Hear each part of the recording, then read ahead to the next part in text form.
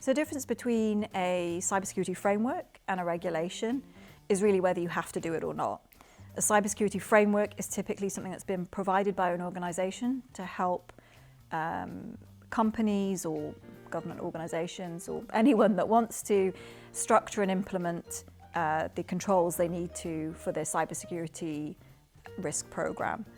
Whereas a regulation is something that's in law usually, and you have to do it, you don't have a choice. This might be something that applies to you because of the region of the world you're operating in. It might be because of the industry you're in. So industries like financial services are obviously much more highly regulated typically. And so essentially it's a choice you have. For frameworks, they can help you. Regulations, you must comply, it's mandated.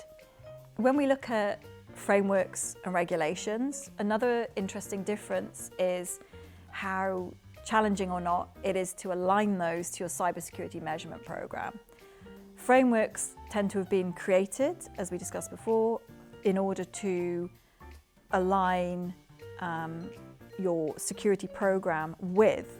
So they're designed with someone like a CISO in mind, and are structured in a way that makes sense for how security operates in an organization. This means when you want to align your measurements, your metrics, your analysis to them, and indeed this is what we do for you in the Panaseer platform, this is a little bit more straightforward.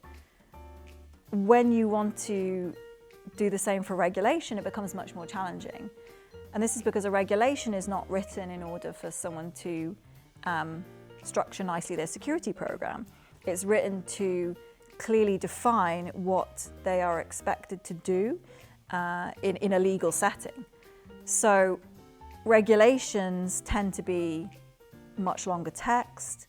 They tend to have lots of sub-clauses, lots of definitions embedded, and you've got all of this complex prose on one hand, often written with quite a legal language style. On the other hand, you've got a percentage metric. And it's really hard trying to get these two things to line up. Now you get some of those challenges with frameworks because a framework might give you a 3-sentence description about a particular outcome. So it can still be somewhat challenging to say this metric or these 5 metrics are going to help me measure that I've achieved that outcome.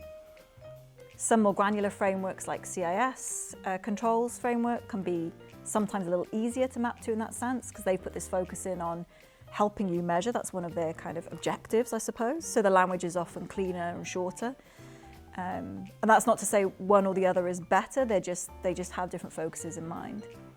So one of the benefits of using the Panaseer platform is that we're doing that mapping, and we spend a lot of time making sure that the way we align to our metrics is really consistent with the intent of either the regulation or the framework, so that you can really be confident that you're measuring the right thing to either provide visibility into your internal cybersecurity measurement program, your cybersecurity risk management, or that you can provide evidence that you are complying with the regulations you're subject to.